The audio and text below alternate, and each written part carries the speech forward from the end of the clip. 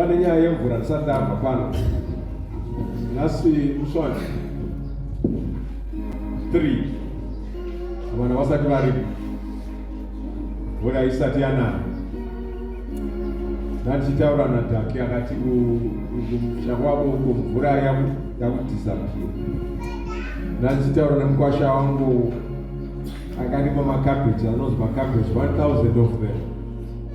Ari kuti zvikuitika nemvura panapa so hazvina kumira zvakanaka. Mvura ikasanaya zvinozonetsa. Tiri makaizwa bhajeti unotaura nebhajeti. Pane bhajeti riri kuponda so unozva unozvi kuponda front center and rear. Come January ndikakwanisa kuenda kusha kwangu nemota one way $30 kudzoka 60 yematollgate ndisandataura nezvefuel. Ndachitaura bhajeti riri kuponda. Munokuona dai ane South Africa izoita zvii awamuri $42 anenge achiponda zvakare. Pane dzimba ma 1% yeni ndatokubetserai vasina kumboriona. 1% kana imba yako iri worth 100,000 kuenda kuhurumende. Amene ma 1,000 akawanda vanogona kukutorera. We don't know what will happen. Beloved, I'm provoking you to pray. What rain is to come. Tinonamatira mvura inayo. Ngatimbosimuka tinamatire mvura. Tikumbire Mwari kuti mvura ngainayo. Zvakare mvura yacho iregere kuuraya vanhu, mabhanana, zechichi, but inayo zvakanaka. Now Holy Spirit must come down. In Zimbabwe must be saved. In Zimbabwe must be saved. In Zimbabwe must be saved. Now Holy Spirit must come down.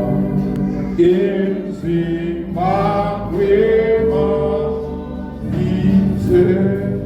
Father, in the name of Jesus, you know your one body, Father. Sinamatira nyaya yokura kunai. Kurai Jehovah, kurai nai. Wanawane zekuti, wanawane kura. We pray, Lord, that you intervene, King of glory. My God, in the name of Jesus Christ of Nazareth. Genena mtalavisu, genena mtani no mtelevisu, all of it. Father, I want to thank you. I want to lift your name above every name. In the name of Jesus.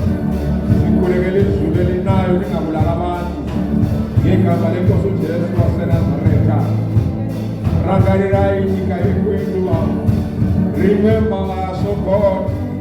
In the name of Jesus, remember us, King of glory. In Jesus' wonderful name. We want to thank you, Lord. We want to glorify your name.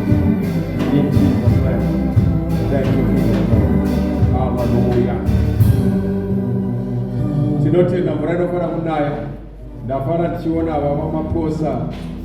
Ndakanzwa kuti mota yenyu yakabiwa, ndiri kuzira kuzokuchemera zvikazi yawani. Yakawanikwa zveshoma. Tinotenda. Saka kutenga kunani? Kuna Mwari. Mota yabiwa, murobva adhiraivha odzoka kuti kudhuze nekwamaposa ikoko nayo. Ndobva azoonekwa. Ngatimbopa Mwari chipo chekuombera. Asingatirasise. Saka gore richinopera ngatiti Mwari tinotenda mafamba nesu. Haleluya. Siyabonga Jesu tina. Siyabonga Jesu, siyabonga. Awu siyabonga Jesu. Siyabonga Jesu. Siyabonga Jesu. Siyabonga. Awu siyabonga Jesu. Siyabonga Jesu. Siyabonga Jesu.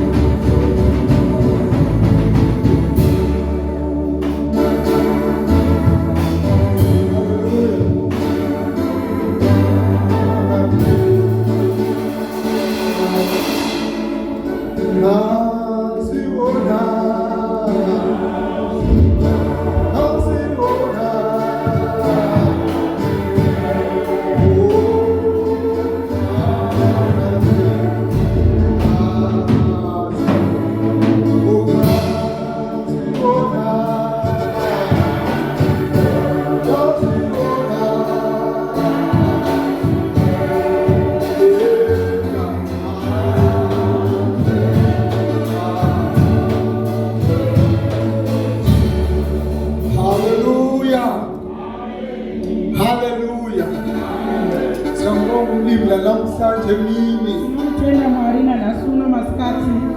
Sibonga ukuthi uNkulunkulu othembekileyo ngesikhathi zonke. Tichitenda kuti ndiMwari vakatendeka nguva dzose. uNkulunkulu ofanele akhonzwe izikhathi zonke. Vanofanira kunamatwa nguva dzose. uNkulunkulu okumele abongwe izikhathi zonke. Mwari vanofanirwa kutendwa nguva dzose. Haleluya. Siyabonga usigcina kuzobela muhla. Tinotenda kuchengetwa kusvika nhasi uno. Bingelela sonke sukena indlu ngelifi igama lenkosi uJesu. Nokwazisa mose muri mukati meimba ino muzita rakanaka raishe wedu Jesu Kristu. Amen. Amen. Amen. Sizangena ezwini lethu namhlanje. Tichapinda mushoko redu ranhasi uno. Sivale Matthew 6 verse 33. Toverenga kubva kuna Mateo chapter 6 verse 33. Asivale Mrs. Pile njumayela la namuhla. Ndichaverenga Matthew chapter 6 verse 33. But seek first his kingdom and his righteousness, and all these things will be given to you as well. Amen. Hallelujah. Ithimu yetu ka 2023. Hallelujah. Ndinotindindira redu ra 2023. Sichunyezwe ngayo siqala umnyaka sesipheleni komnyaka. Takaparidzirwa nezvaro tichitanga gore iko zvino tasvika kumapeto kwaro. Kwachunyera izinto ezinkulu ngaliphilo. Kukaparidzwa zvinhu zvihombe nekuda kwedingindira irori. Ukuthi sizwisise ngokuthi sidinga umbuso kaNkulunkulu. Kuti tinzwisise kuti titsvage ushe hwaMwari Lokulunga kwakhe. nekururama kwake. Ezinye izinto zilandela ngemuva. Zvimwe zvose zvotitevera nekumashure. Haleluya. Amen. Sifundisiwe ngalo umbuso. Haleluya. Takadzidziswa nekuda kweumambo hwohwu. Kuleli ilanga engachumayela ngayo. Kune zvimwe zvandakamboparidza nezvazvo. Ngichumayela ngombuso kaNkulunkulu. Ndichitaura nezveumambo hwaMwari. Ngikhangele izinto ezitholakala phakathi kombuso. Ndichitarisa zvinhu zvinowanikwa mukati meumambo. Umbuso kaNkulunkulu loba umbuso okhona emhlabeni. Umambo hwaMwari nekutonga kuri munyika. Sakhangela sabona ukuthi umbuso wonke unenkosi ebusa kuwo. Tikatarisa tikaona kuti umambo hwose huna mambo anotonga mahuri. Akula mbuso ngalakhini. Hakuna umambo usina mambo. Awenzakala ukuthi ube le kingdom usole iking. Azviitike kuti kuve neumambo husina mambo. Loba ikingdom yemhlabeni, kunyange utongi hwemunyika, loba ikingdom yezulu, kunyange kingdom yedenga. Sabona futhi ukuthi akula kingdom engalabantu. Tikaona zvakare kuti hakuna kingdom isina vanhu. Akungeke ube inkosi engalabantu. Haugone kuva mambo usina vanhu. Loba ikingdom yemhlabeni, loba ikingdom kunyange kingdom yemunyika, kunyange yaMwari, abantu bakhona. Vanhu varimo. Abaphansi kwalombuso. Varimo pasi peutongi hwo. Okwesibanayo ukuthi iking ekhona ibusa njani. Chinosiyana ndechekuti mambo wacho aripo anotonga sei. Okwesibanayo ukuthi inkosi uNkulunkulu. Chinosiyana ndechekuti Ishe Mwari muumambo hwavo mumbuso mukuru wembuso yonke. umambo hukuru kudarika humwe umambo. Mbuso nipo. Asi humwe umambo huriko. Namanye makings abusayo apo. Nemamwe madzimambo anotongawo ariko. Umasuwa kuti uNkulunkulu wethu muye omkhulu. Musiyano wovapo ndewekuti iyeyu Mwari wedu ndiye mukuru kupfuura mamwe madzimambo. Abusi bomhlaba adalwe muye. Otonga nyika yakasikwa naye. Soba ngaphansi wakhe. Nekudaro vari pasi pake. Ngoba bebizwa ukuthi ngamakings. Kunyange vachingodaidzwa kuti naivo ndimadzimambo. Izinto sazikhangelayo lezi. Zvinhu zvatakataura nezvazvizvi. Lokuthi ngombuso uneculture yawo unokwenza izinto ngendlela yawo. Uye nekuti umambo neumambo hune maitiro avanoitawo zvinhu mumambo hwavo. Embusweni wamabili kunendlela esibhiyeva ngayo senzeka izinto. Mukingdom yaMwari mune nzira yatinobhiyevha nayo uye tichita nayo zvinhu. Mukingdom yenyika zvakare mune maitiro avanoitawo zvinhu. Izinto ezifananayo nezesikhona nazo. Zvinhu zvinowanikwa kunzvimbo dzose idzi. Namhlanje sisakha unyaka. Nhasi uno tichinopeta gore. Sikamela izinto ezingatholakaliyo komunye umbuso. Tirikutarisa zvinhu zvisingawanikwe kune humwe umambo. Uchawa wembuso uchawa. Takutarisa kusiyana kweumambo. Hata nekuluma hapa nekuluma ngezinto zifanana embusweni. Handiti ndambotaura ndichitaura pamusoro pezvinhu zvinofanana muumambo. Namutarisa izinto ezishiyeneyo. Nhasi unoona tikutarisa zvinhu zvakasiyana. Otina unazvitora embusweni wamwari unazvitora embusweni wamwari. Zvaunoti ukazviona muumambo hwaMwari hauzvitore muumambo hwenyika. Haleluya. Amen. Ovaprofesa chumaira tumazibuzi kuwera umbuso.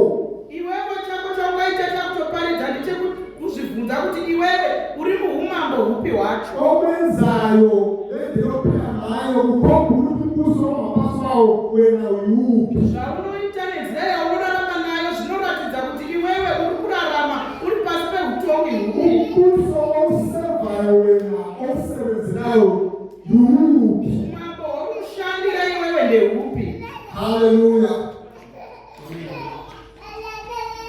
Itokasekanera. Chimwe chekutanga tichitarisa Yuti umbuso wokuvanichaveni. kuti umambo huripo panyika Amandla awo avela napi. simba ravo rinobva kupi? Amandla akhona emapasini omhlaba. Simba riripo mumadzishe enyika Avela ezikhalini lezinkemba abasebenzisayo. anobva muzvombo zvavanoshandisa. Amandla avela kumbhobho abasebenzisayo lezinkemba abasebenzisayo. Zvimwe zvinobva kupfuti dzavanoshandisa uye nemapakati avanoshandisa. Kulapho amandla abo khona. Ndokune simba ravoko, Kulapho bathembe khona. ndipo pavanovimba napo, Yimosiza amazwe ezikhala ezinkulu. ndiko tichinzwa nyika dzine zvombo zvikuru Esanamandla okuthi ahambe ayemveka enamanye amazwe. zvova nesimba kuti zvaende kunorwisa dzimwewo nyika. Balwisa amanye amazwe ngoba ezikhala ezinkulu ngenza okuthandayo. Vanorwisa dzimwe nyika nekuda kwekuti vane zvombo zvikuru nekudaro vanoita zvavanoda. Amandla awo asezikhaleni. Simba ravo riri muzvombo. Kodwa nasezikhaleni ekhingdomamini. Asi kana takutarisa umambo hwaMwari, Lapho kuvela khona amandla ekhingdomamini. kunobva simba reumambo hwaMwari, Yindaba yesibambano. inhau yemuchinjikwa. Haleluya. Amen. Yindaba yesibambano. Inhau yemuchinjikwa. Kulapho esithola khona amandla kukhingdomamini. Ndipo patinowana simba muumambo hwekwedu kwedu, Ukuthi esibambaneni uJesu wafela abantu izono. kuti pamuchinjikwa Jesu akafira vanhu zvivi. Esibambaneni sahlengwa saphiwa amandla. Pamuchinjikwa takadzikinurwa tikapiwa simba, Ukuchitheka kwegazi esibambaneni mawusitsho amandla kithi. kuti Ukuchitheka kwegazi esibambaneni kudeuka kweropa pamuchinjikwa wawusipha thina amandla. kwaipa isusu simba. Haleluya. Amen. Sitshiyeni. Takasiyana. Abanye bathwele umbhobho. Vamwe vakatakura pfuti. Thina sikhuluma ngendaba yesibambano. Isu tinotaura nenhau yepamuchinjikwa. Haleluya. Amen. Sikamangethu ungawuzwa ukathembeni. Tiri kuti isusu simba redu kana ukabvunzwa kuti katunombovimba nei, Mthemba amandla esibambano. ndinovimba nesimba riri pamuchinjikwa. Jesu wamvela esibambano. Kuna Jesu akalifira Ndiwo pamuchinjikwa, amandla wathembele. ndiro simba randinovimba naro. Amen. Umbhobho uyakwazi ukwenza. Mfuta handitombozvi kuti inobatwa sei, Ingama akwazi ukuthi ibhazane. banga handitozivi kuti rinobaya sei munhu. Naso amandla esibambano. Ndinoziva simba repamuchinjikwa, Ndiwo amandla esinawo kukhingdom. ndiro simba ratinaro kuumambo hwaMwari. Haleluya. Amen. Ngakishima. Ndiri kumhanya Izinjongo zombuso zithini? zvinangwa zveumambo nezveiko. Umbuso athini? Umbuso omhlabeni. Muumambo hwenyika, Xa bekhangele umuntu umhlaba kumbe abantu sinxa bekhangele imbuso omhlaba xa ukhangele abantu. kana kuti utongi hwepanyika hwakatarisa vanhu hunoti kudini? Ukhangele ukuthi ukontrole behavior yabantu. Hunotarisira kuti hauiti ichi, hauite ichi, ukaita ichi tinokusunga, ukaita ichi unotongwa, kukontrola maitiro evanhu. Asi chinangwa cheushe hwaMwari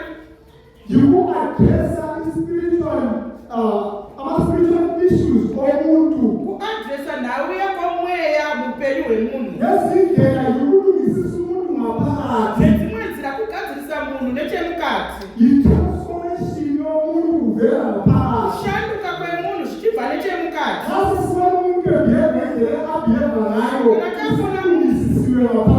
Kana takuona munhu akuita zvinhu nemaitiro anenge achiita, anenge agadziriswa kubva nechemukati. Hallelujah. Amen. Ungamtshela umuntu umbophe umjezise umbone besenza sempilo. Ungamtora munhu womutora womusunga womutonga asi unogona kumona chiramba futi achidzokorotsa chimwe. Nokuti nhau iri nechemukati. Kana asina kugadziriswa nechemukati anopfuura mberi achingoita izvozvo zvaakachiita. Zvisinei nekuti wamurova kana kuti wamuitei.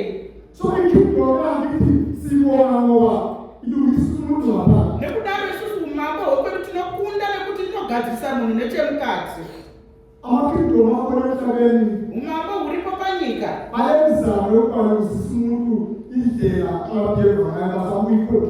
vanoita vachitori kuedza kugadzirisa munhu maitiro anoita vosvika asi havasvike nechemukati memunhu. Asi tinotenda kuti umambo hwekwedu hunogadzirisa munhu nechemukati. Ndizvo zvakafirwa naJesu, kugadzirisa munhu. Hallelujah. Number 3. Chechitatu, umbuso okhona emhlabeni umambo huripo munyika ukhathalela njani abantu? hunotarisa sei vanhu? Kanengi Kazhinji imbuso okhona emhlabeni, umambo hurimo munyika imizamo yonke yukuthi bakhathalele abantu babo, kuita kwavo kwose vanenge vachida kuedza kuitira vanhu vavo, ukuthi abantu abanengi balandele lokho abakufunayo, kuti vanhu vazhinji vateverere izvozvo zvavanoda ivo. kungaba ama-political agendas, zvingava zvinochokuita nepolitics, kungaba ama-ideologies, zvingava zvichiita nezvemaideologies kungaba ama-beliefs, kana zvitendero.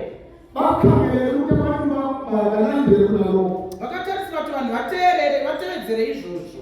Kakhulu okwenzakala ngembuso okhona yukuthi Zvikuru sei zvinoitika muumambo huripo ndezvekuti kakhulu ba-adresa izinto ezisondelelane nabantu abaseduze nabo. zvikuru sei vanotarisa zvinhu zvinobata vanhu vanoswedera pedyo navo. Haleluya. Unjani hama? Kudyane Izihlobo zami ziseseduze. kuti hama dzangu dzive pedyo, Abangani bami abaseduze. shamwari dzangu dzive pedyo. Haleluya. Amen. Yiko usifana nama-conflicts emazweni amaningi. Ndosaka tichiona kuchiva nekupokana munyika zhinji, Ndosaka nama-issues e-nepotism. nokuti mune nhau dzeukama, Kube nama-issues amaningi nazo zakala e-corruption. kwobva kwaitika nhau dzakawanda dzine chekuita nezvechoko muhomwe, Bese kufana nomvukelo. kwobva kwava nekumukirana. But kukingdom amaningi Asi muumambo hwaMwari umuntu wonke uqakathekile. munhu wose akakosha. Akulani ukuthi uzalwa ngubani, Hazvinei nekuti unoberekwa nani, akulani ukuthi uvela hazvinei nekuti unobva kupi, akulani nokuthi unezinto ezinganani kumbe awunazo. hazvinei nekuti une zvinhu zvakawanda zvakadini kana kuti hauna chinhu. Wonke umuntu wamukelekile ukingdom kaMusa. Wose munhu anogamuchirika muumambo hwaMwari. Haleluya. Akukhethwana ukuthi useduze kwami. Hazvisarudzwe kuti uri pedyo neni.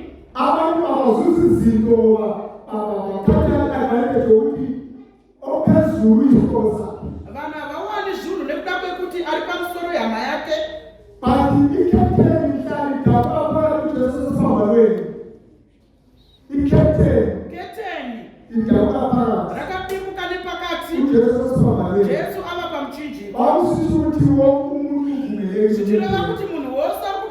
kupinda. Hakuna mtu oketwa. Hakuna kuna anosarudzwa. So umbuso wankulunkulu awukhethi munhu. Nekudaro umambo waMwari ausarudze munhu. Ufuna abantu bonke. Unoda vanhu vose. Odubekayo ongadubekiyo. Anotambudzika neasingatambudzike. Omude wembichana. Murefu kana mupfupi. Onezinto longazi. Ane zvinhu kana asina zvinhu. Bonke bavulelekile. Vose Embusweni emhlabeni. asi muumambo hwepanyika. Kulapho kukhethwa khona. Kune apo panoitwa Kulabanye advantage kulabanye. pane vamwe vanowane advantage kune vamwe. Ngenxa yokubaseduze kulabanye abanezimo. Nekuda kwekuva pedyo neavo vane zvinhu. Kulapho esesifana khona. Kune apo patinosiyana. Hallelujah. Amen.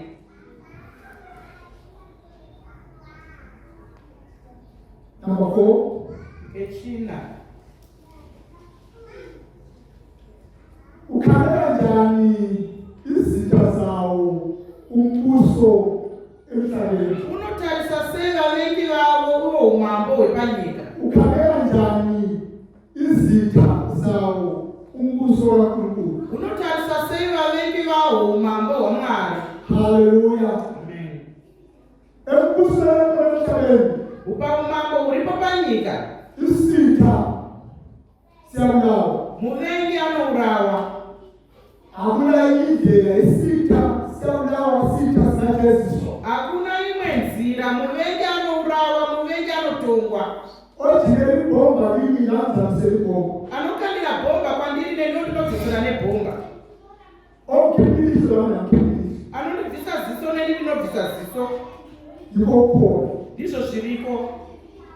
But ukhiphilisho namkhiphilisho. Asi muumambo hwaMwari Isitha sakho uyasibuyekela. muvengi wako nomunyengeterera. Hallelujah. Amen. Ingazalani nokhulekela. Naye wasinganzwanani naye unomunyengeterera. Ngenxa yokuthi wena wasangana nendawo yesonga. Nokuti wakasangana nenhau yepamuchinjikwa.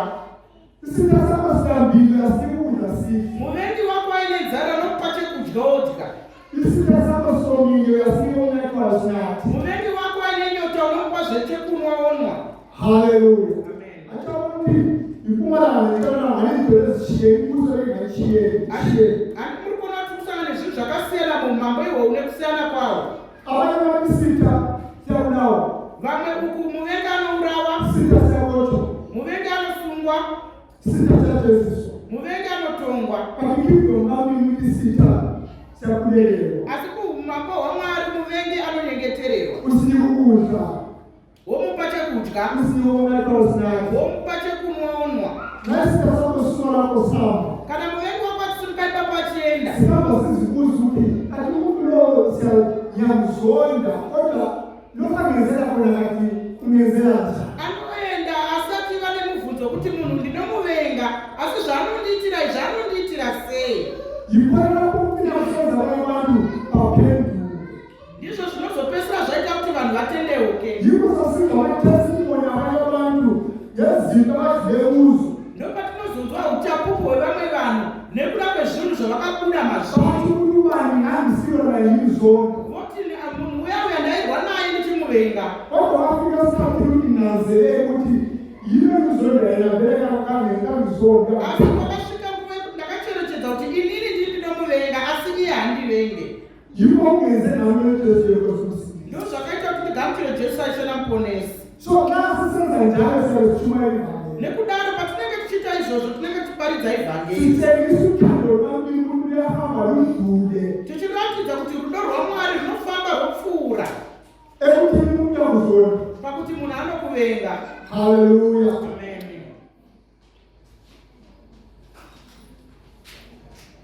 Sitshengisa uthando lwami. Zvinhu zvinotiratidza rudo rwaMwari. Hallelujah. Number 5. Kechishanu. Izimpi ehlangana nazo sihamba. Hondo dzatinosangana nadzo tichifamba Sizikhangela njani njengekingdom esemhlabeni? tinodzitarisa sei muumambo hwepanyika Ikingdom yami. neumambo hwaMwari. Ikingdom esemhlabeni sikhulumile ukuthi vele ikhethekile isikhathi. Umambo hwepanyika tambotaura kuti hunovimba nezvombo. Uthembikemba. Hunovimba nezvombo. Ngapha kwizimpi kuyaliwa kufa abantu. kana kukava nehondo kunorwiwa kufa vanhu. Ukiteka zvantu vafe igogo yekunaishaya muntu yafa. Kunodeuka ropa vanhu vofa nekuti kana futi ichirova vanhu vanofa. Kodwa Ephesians 6:12 Asi Ephesians chapter 12 akuzositshela ukuthi impilo ithi ilwa njani. obva atiudza isusu kuti hondo yekwedu inorwiwa sei, Ukuthi ukingdom kamlimi ilwa njani. kuti mumambo waMwari hondo inorwiwa sei. Asikwazi ukuthi sichithe igazi. Hatigoni kuti tideure ropa, Asikwazi ukuthi sibulale abantu. hatigoni kuti tiuraye vanhu, Ngoba sitholanga lutho olubulala umuntu. nokuti hatina kutakura chinhu chinouraya munhu. Kodwa into yethimbi yimbi yomoya emkhathini. Asi yedu hondo ihondo yemuchadenga umu. Sikhuluma spiritual warfare. Tikutaura nehondo yakomweya, Yiyo impi esihamba singene kuyo. ndiyo hondo yatinofamba torwa. Hallelujah. Amen. Silwa impi emkhathini. Tinorwa hondo munyika yakomweya, Asichithi igazi enyama. hatideure ropa renyama, Kodwa impi yethu isemkhathini. asi hondo yedu iri munyika yakomweya. Hallelujah. Amen. Zonke izinto ezibuyayo Dzose hondo dzinouya sihlangana nazo nathi sizimele ngempi yangakithi emkhathini. tinosangana nadzo nesitomirama nadzo torwa nadzo tiri munyika yakomweya. Hallelujah. Amen. Sikufuna simsize ngathesi. Tiri munguva yezororo. Khuluma ngayo ama-accident azabakhona uma abantu kuthini. Kana yakutanga kutorwa nezvayo kudai kuchava nenjodzi mumigwagwa vanhu. Thina lebantwana bokuso Asi isusu nekuda kwekuti tiri vana vemuumambo hwaMwari, siyama silwe impi emkhathini. Sizimoya. tinomira todzivisa mweya iyoyo. Hallelujah. Amen. Kambe umbuso. Ko iwe uri muumambo hupi? Kambe usebenzela umbuso. Ko iwe unoshandira umambo hupi? Imbuso emibili sekhulume ngayo. Umambo huviri ndataura nezvawo. Usukwanile ulivela kungenelanga. Watozviona iwe kuti hazvipindirani. Kodwa okwenzayo lempilo ephilayo yaveza yini ukuthi usebusweni kaNkulunkulu. Asi iwe zvaunoita neupenyu hwaunorarama hunoratidza here kuti uri muumambo hwaMwari. Inkulumo zakho lakho konke okwenzayo yaveza yini ukuthi umntwana ohlengwe esiphambanweni. Kutaura kwako nezvose zvaunoita zvinopupura here kuti uri mwana akadzikinurwa pamuchinjikwa. Ngamanje amunyakusaphela ezilutho ngempilo yakho. Kana zvisina kudaro gore richinopera kuita chimwe chinhu nekuda kweupenyu hwako. Namanjalo ezilutho ngempilo yakho isasona kathesi. Kana zvisina kudaro kuita chimwe chinhu nekuda kweupenyu hwako nguva ichiripo nhasi. Sebenzela umbuso wakhetha abantu lo. Shandira umambo usingasarudze vanhu. Sebenzela umbuso kakhesi umuntu wonke lo. Shandira umambo unokoshesa munhu wose uyu. Sebenzela umbuso lokwenza izinto zonke ezinto ozifunayo. Shandira umambo hwoune zvinhu zvose zvakanaka zvaungada. Ufuna ukuphila uphila ukhona kumbuso. Unoda kurarama kurimo muumambo ihwohwo. Ufuna iprovision yezinto lezo zinto zikhona kumbuso kaNkulunkulu. Unoda kuwaniswa zvinhu izvozvo zvirimo muumambo hwaMwari. Uthi umsebenzi ikhona embusweni kaMlimi. Uri kutsvaga basa ririmo muumambo hwaMwari. Awendanga ufuna uwende ukhona embusweni. Hauna kuwanikwa, unoda kuwanikwa zvirimo Awendanga muumambo. ufuna uthanda ukhona embusweni. Hauna kuroora zvirimo muumambo hwaMwari. Into yonke ikhona embusweni. Zvinhu zvose zvirimo muumambo hwaMwari. Umbuso kaNkulunkulu Umambo hwaMwari ophatha abantu ngokufanayo. unobata vanhu zvakafanana, Okuqakathekisa umuntu unokoshesa munhu. yiwo wafela esiphambanweni. Ndokusaka wakafirwa pamuchinjikwa Ngokuqakathekile. nokuti wakakosha. Yikhethe lendaba ngaphakathi. Ndokusaka kete ndakadimbuka nepakati. Lawo wavalelwe ngaphakathi. Wavalelwe ngaphakathi. Iwe newe wakavharirwa kunze. Waba yisimbolo ukuthi la uzongena. Zvakuratidza kuti newe wakukwanisa So kupinda. vanhu vakuhlalele ngaphandle. Ukanaka ukakugarireiko panze, Uvule ukuthi ungene ngaphandle. wavhurika kuti newe upinde mukati. Nanku umbuso omuhle. Heumambo hwakanaka. Asingene phakathi kwawo. Ngatipindei mukati mawo. Senzele ofunwa yiwo. Toita zvinodiwa nawo. Ileke ofunwa umbuso. Torarama zvinodiwa neumambo. Hallelujah. Amen. Impilo zethu Upenyu hwedu ziyaguquka. hunoshanduka. Zime kuhle. Hwova zvakanaka. Nasi khuluma umbuso kana tichida umambo safuna lokulunga kwambili tobva tada nekururama kwaMwari bese sinakela kubela kulamandla tobva tatarisa ipapo kunobva simba redu esibambanweni pamuchinjikwa yabatekelwe khona ipapo patakadzikilwa sihambe sihlangana nezinto tofamba tosangana nezvinhu sikhuze sithina sabantwana besibambana todzivisa toti tiri vana vepamuchinjikwa kwamanje esibambanweni haleluya kuna simba pamuchinjikwa unekazi elithileke unaomba rakadeuka rine simba pamuchinjikwa satana unasimba pamusoro peupenyu satana unasimba pamusoro pevana vedu satana unasimba pamusoro pemhuri yangu zvinhu zvose zviriko kwekatiri handitsvage chinhu kwauri satana ndiregere ndigare nerunyararo kwandiri mumambo waMwari Mwari vekudanga vakutire zvakanaka fundisi uyai pano pamberi. Thank you, Jesus. Zicharenyuka ikudzwe umakowe yokamuye vavavedokaikuyenga zicharenyuka ikudzwe umakowe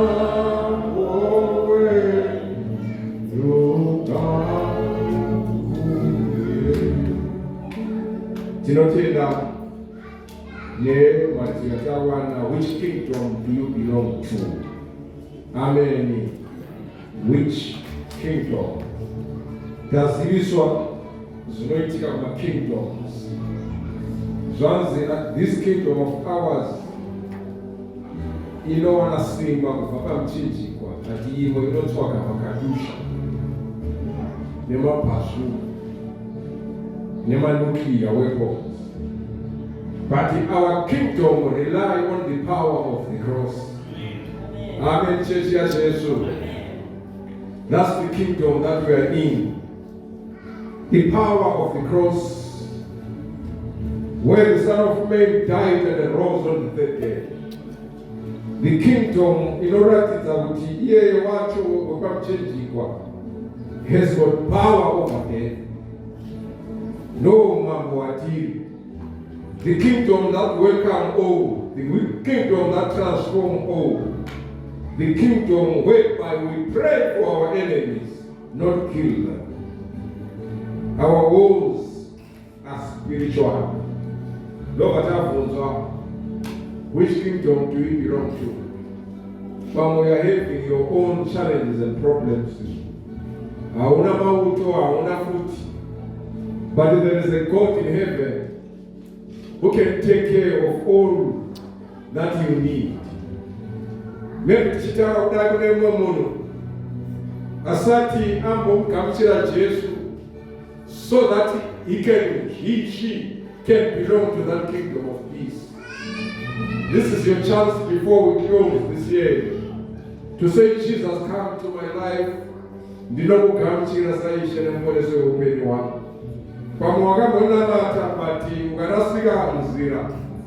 But there is a kingdom of peace, the kingdom that welcomes all, the kingdom isingasarudza azvinabasa kuti mazvinamati it belongs, it depends who you know. But this kingdom doesn't go like that. I see kingdom is selfishness. All are welcome. Whenever you see anyone all those who are slaves, they are welcome in their kingdom. I need this kingdom. I need to belong to such a kingdom. I need to belong to such a kingdom. I need to belong to this kingdom. Do you know what?